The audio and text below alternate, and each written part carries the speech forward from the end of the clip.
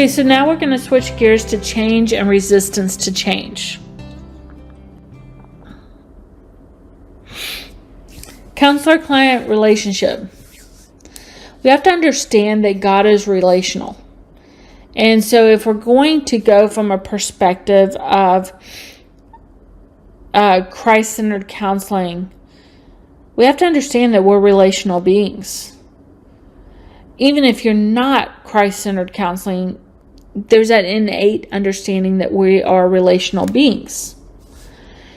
And so we want to emulate this relationship and build rapport with our client. We need to have unconditional positive regard, warmth, and agape love, which means I don't have to agree with you, but I can love you still.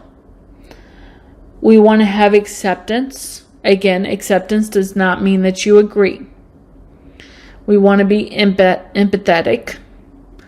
We want to be genuine and authentic. And then finally, we want to make sure that how we present ourselves is characterized by truth. The client does not need us misleading them. If you don't know the answer, say, I'm not sure, let me find out.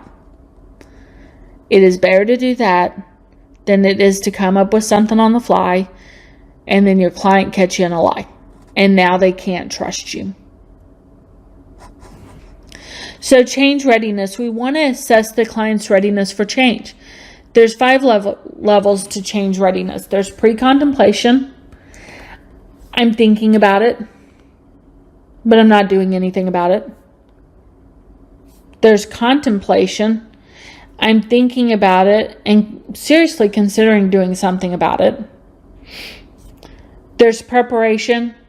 I'm not only thinking about it, but now I'm preparing to make that call. There's action. I have attended my first session and I'm staying with it. And then there's maintenance. I've completed all my goals. Now I'm just maintaining what I've learned. Now, through the change readiness, you want to assess for any client stagnation or relapse that tends to happen.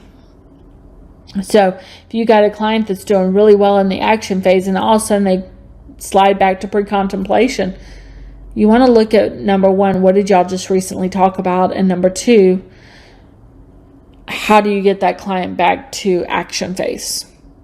Okay. The lovely world of denial. We can come up with denial and rationalization better than anybody. It is one of the best defense mechanisms, and we do it consciously, subconsciously, and unconsciously. So, we're not thinking and all of a sudden we're coming up with denials. It is an ego protector or buffer zone so that we can cope with how we're feeling or whatever's going on that's difficult. Think about how are you doing? Oh, I'm doing good. And in reality, they're falling apart every 5 minutes. And they may not even realize that they just went into the world of denial with that answer. So you're going to most often see this in cases where there's grief, health issues, somebody's been raped, organizational changes that are happening, and substance abuse. Oh, I don't have a problem. No, I'm doing good. There's no problem here. Oh, no, that wasn't any big deal, One group that's not on this is domestic abuse. Oh, no, you know me. I run into doors all the time. No big deal. I'm good. And that's the wonderful world of denial. So here are defense mechanisms. They come in pathological, immaturity, neurotic, or maturity ones. So just take a look at that list. I'm not going to list them all, but just take a look. How many times have you caught yourself, or looking back, you're realizing, ooh, I've done that. Okay, so when dealing with defense mechanisms, you have to help the client understand that they must have the courage to change. The client must be dedicated to the truth regardless of how painful it is. and the client must accept responsibility for the situation. So I had a client that was court ordered for counseling, and they really just didn't think that they did anything wrong. So what I did was I handed them the power and control wheel. I've never done this with somebody who's suspected of abuse, but I decided to try that. And I said, just take a look at that and tell me what you see, what you notice. And I'll never forget the client's reaction. They sat back in their chair and they said, this is abuse. They truly didn't know. And I said, yeah.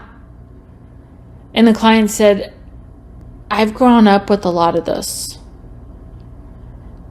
And I feel like I did a lot worse to my spouse. And I said, okay. I said, so which one do you want to start with? That's getting the client to have courage to change, because I didn't slam the client. I didn't say, oh, you're a horrible person. Okay. We're recognizing this is good. So let's move forward from here. And the client had to be dedicated to the truth. And it was painful. There were some sessions that were very painful for that client. But then the interesting thing was the client accepted responsibility. In our last session, the client said, I don't know if my spouse will ever take me back, but I want another chance. And I said, I can't speak for your spouse, but if they choose not to, maybe this other chance is you choosing to treat other people better. And so that's accepting responsibility. That's knowing that you may or may not get your spouse back because of the way you treated them. So that's taking a defense mechanism and flipping it around. And it reframed that client's brain. Okay, so resistance. When we have resistance in sessions, we need to recognize what feelings, fantasies, or motivations are happening. Is there negative transference? Is there that thought of, I can do this myself? Or reluctance to change? If I change, then that means I have to accept all this and I can't handle that. Or I'm afraid of the unknown, what life will be like if life is peaceful for me. So we really want to look at those resistant factors. Don't look on the client as lacking empathy, but look at the client with empathy for their pain and help them through that resistance. Another format that we use in counseling is called reframing. You're changing the conceptual or emotional setting or viewpoint in relation to the situation.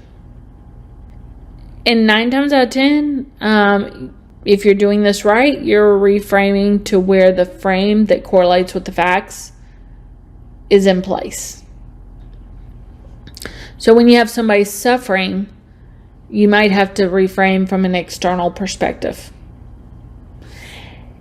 If you were speaking with a client who had this issue, how would you tell them to handle it?